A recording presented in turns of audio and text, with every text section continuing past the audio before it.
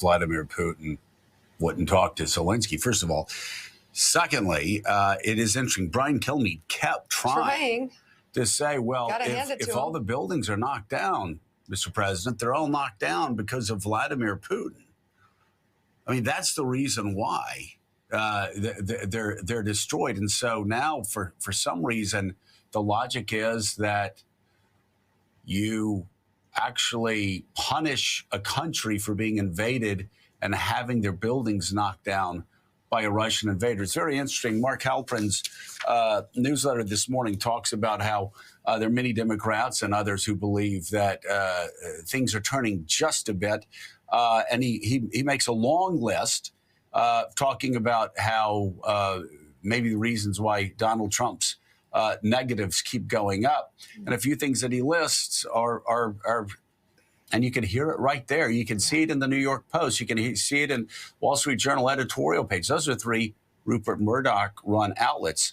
America and the world will not stand for Trump insulting Zelensky, writes the wide world of news. Zelensky is proudly standing up to Trump.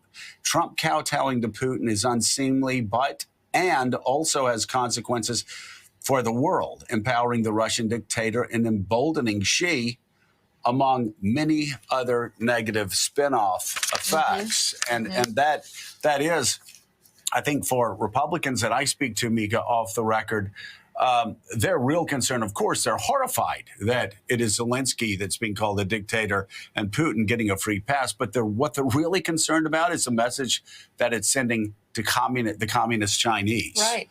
Who, if Putin is given a free pass for invading Ukraine, then these Republicans and all Democrats, and they'll say it publicly, are afraid that Donald Trump is empowering the communist Chinese to invade Taiwan. So it's not just President Trump taking the position you heard in that radio interview.